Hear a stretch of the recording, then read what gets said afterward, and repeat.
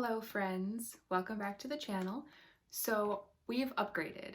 I have figured out a way to film on my phone while maintaining space, and we have a microphone now. So we're doing better. I've got a new setup. Thank you to my bubby. No, but really, thank you for the desk.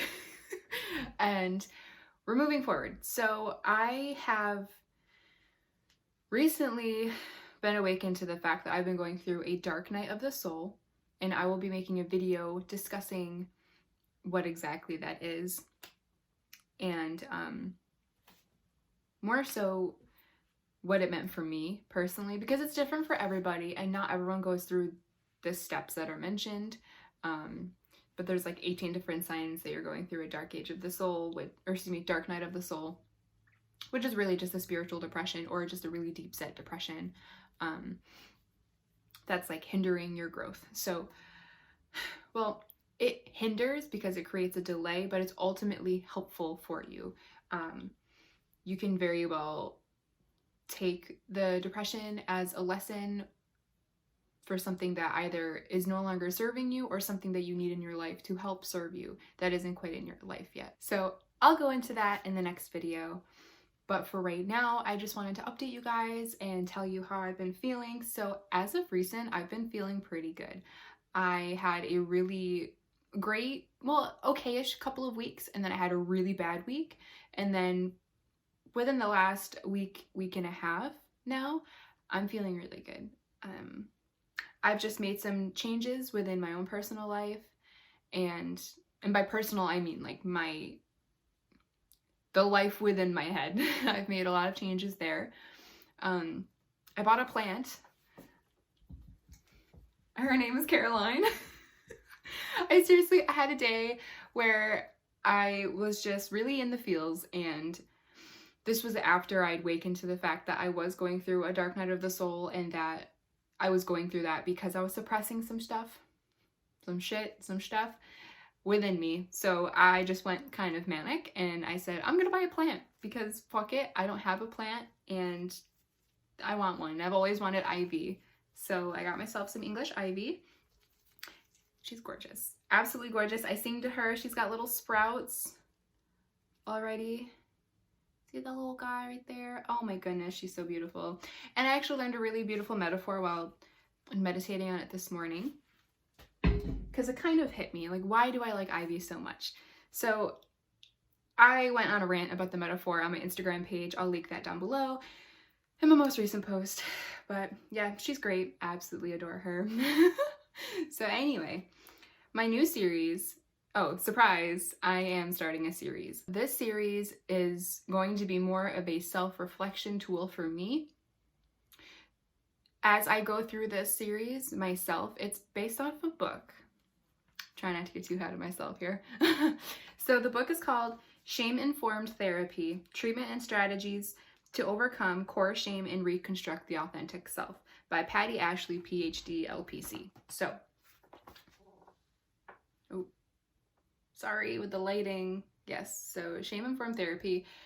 This was really vital for me to understand because I realized that I have been suppressing a lot of my inner child wounds.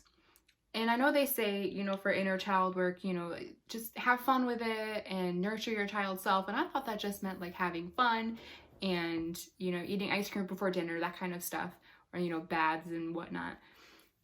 But that's not it. Like, that's the bare surface of what inner child work actually is. And when they say tend to your inner child, they're not just saying go have ice cream before dinner, live life a little more lively. But they also mean like healing your child wounds, being there for your inner child when no one else was there in the moment. So I learned that because of this core shame that I feel that hasn't been tended to, it's caused me to lose my authentic self. So I really don't know who I am anymore. But I'm learning here and there. I really like plants. This was a major step for me. And it's, I mean, One thing I will say about plants, though, is that you really have to pay attention to them and take care of them properly. So as I'm taking care of Caroline, it's also showing me how to take care of myself, because plants are living organisms. We are living organisms. So we function the same. We need sunlight, we need water, we need nutrients, just like the plants do. So thus, when I'm taking care of her, it's like, oh, I just watered her. Maybe I should drink some water too. I don't know. But like, she and I have a pretty, I don't know, I don't want to say strong just yet, but we have a good vibe right now. She's cool. I just like waking up and seeing a live plant in my room and not fake. So I feel like I'm taking care of life. That's my whole life purpose right there. Having a plant. I did it. Okay, I digress. Anyway, the shame that I was conditioned to feel growing up about myself, because excuse me, and this more so like really correlates with how I make decisions, because when I made decisions for myself as a child, like i.e. making the decision to run away from home to tell my neighbor, she was really 2 doors down, but for me, I was like, I'm leaving the house without permission. This is, and it's starting to get dark out. This is not behave of me or whatever. That's just something that like I wasn't supposed to do. So the fact that I was like breaking my own rules, leaving the house without permission to go tell my neighbor about the abuse that was going on, I was punished for that. I was scrutinized for speaking out. I was. And I guess that right there really triggered a distrust within myself to make decisions that feel right for me, because I made that decision because something didn't feel right.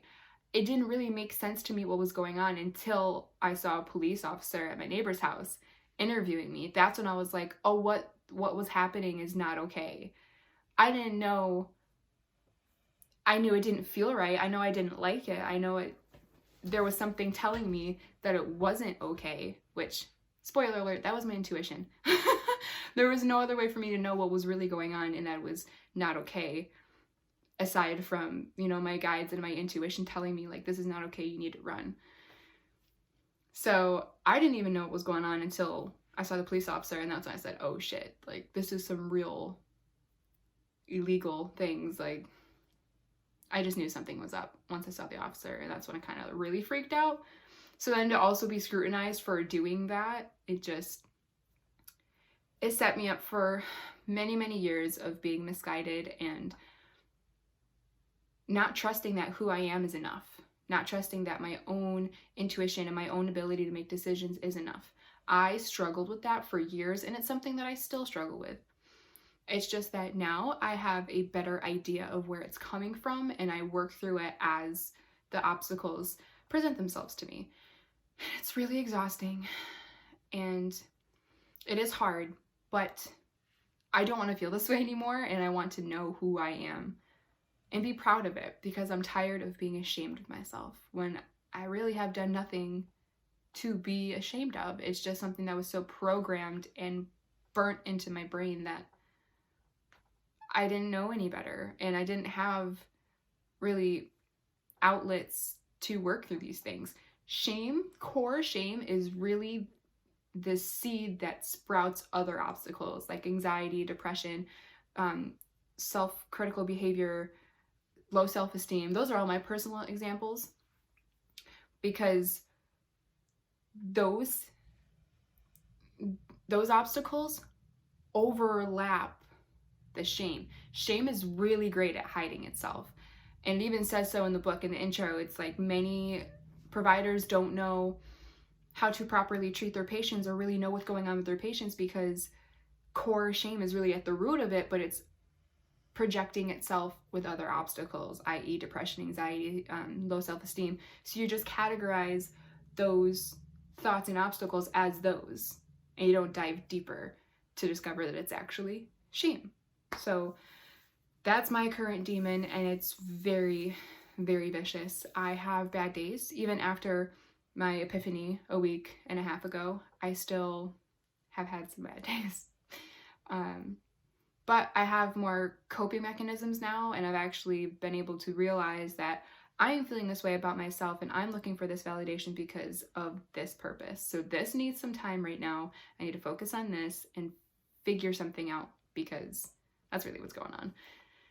So I'm glad I got started on that book. I'm gonna go into more of the intro in the next video. I kind of, dipped my toe in that, but for right now, I'll just leave it at that. And I feel like a lot of people can benefit from going through this book with me because it's something that isn't well known. It's something that isn't well knowingly treated. And if people can really access that demon, if they can access that suppressed feeling, so much freedom comes with it. Even after I just realized what was really going on with me, I felt so free and light, and I've been significantly more happy, and again, still having bad days because that's going to happen. But for the most part, I'm waking up more grateful. Some days I wake up still anxious. I do wake up with anxiety sometimes, but I'm able to cope with that. I journal. I've started doing more work at my desk, which is really nice. I can't really focus when I do work in bed. So I'm just trying to keep myself busy and find things that bring me happiness without leaning on others for that, if that makes sense.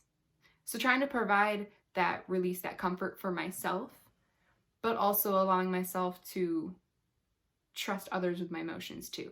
So I'm trying to find the balance between the two because, of course, you don't want to be codependent. I personally don't want to be codependent, but I also don't want to be wrapped up in my own thing and blocking others out. I don't want to be doing that either. So I'm finding the balance right now. So far, so good, but whatever happens, happens. And I'm just happy to have Caroline. She's helped us so much. I'm happy to have Caroline, people in my life. And I feel good. I'm so excited to have an actual microphone now, and just I feel really good about where the channel's going, and I've got a new one coming too, surprise. So I've got lots of things happening, I have lots of plans, and the healing is like the big catalyst for all of it. I need to stay on track with my healing path so that I can continue manifesting and reaping the rewards, because there's a lot that this life has to offer, and I don't want to stray from that. So all that being said, I will see you guys in the next video. The next one will definitely be part 1 of the Shame-Informed Therapy series. And then I want to talk about something else in the next video. So either way, I will see you guys hopefully in a few days.